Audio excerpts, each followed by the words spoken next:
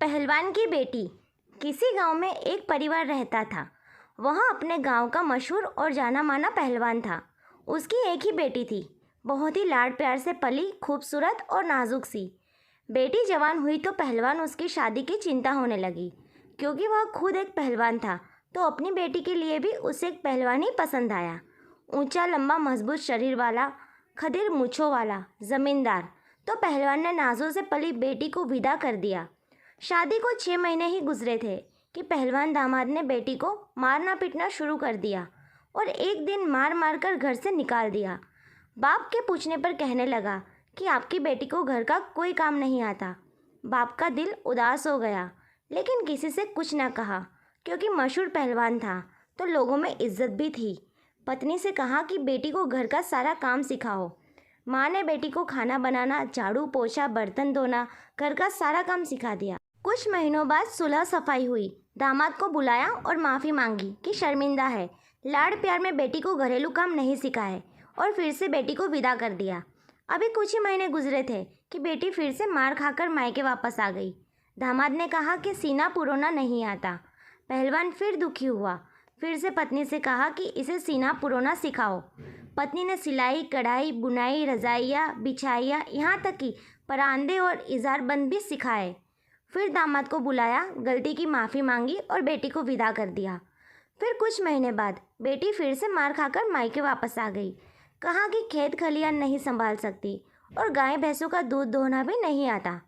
पहलवान को गुस्सा आया, लेकिन ज़माने में बड़ी इज्जत थी इसलिए खामोश रहा। बेटी को साथ ले जाता, खेती बाड़ी के काम सिखाए, गाय भैंसों का दूध दोहना भी सिखाया और फिर से बड़ी दुआओं के साथ बेटी को विदा कर दिया। फिर वही हुआ जिसका डर था। बेटी फिर से मार खाकर मायके वापस आ गई। पहलवान ने पूछा तो बेटी कहने लगी, मेरा पति कहता है कि आटा गूंथते हुए हिलती बहुत हो। पहलवान को अब सारी बात समझ में आ गई कि दामाद को तो आदत पड़ गई थी पत्नी पर हाथ उठाने और रोब जमाने की। पहलवान ने कहा, बेटी मैंने तुझे सब कुछ सिखाया, लेकिन वही चीज़ नहीं सिखाई जो सिखाना चाहिए था। बेटी कुछ ना समझी। कुछ दिनों बाद पहलवान के दामाद को लगा कि बहुत समय हो गया है, ना ससुर ने माफ़ी मांगी और ना ही बेटी को विदा किया, तो वह खुद ही अपने ससुराल जा पहुंचा। ससुर ने दरवाजे पर ही रोक लिया और कहा, इन्हीं पैरों पर वापस चला जा। आज की तारीख याद रख, पूरे 2 साल बाद वापस आना और अपनी पत्नी को ले जाना। अगर उससे पहले तू यहाँ आया तो तेरी टांगें तुड़वा कर वापस भेजूंगा। तो ससुर की बात सुनकर दामाद डर गया और वहाँ से वापस चला गया। समय बीतता गया। अब पहलवान अपनी बेटी को सवेरे सवेरे सूरज निकलने से पहले ही खेतों में ले जाता और सूरज निकलने के बाद घर वापस भेज देता।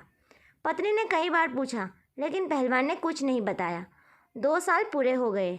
दामाद बेटी को लेने आया तो खुशी खुशी बेटी को विदा कर दिया। कुछ ही दिनों बाद पहलवान दामाद ने आदत से मजबूर चीखना चिल्लाना शुरू कर दिया।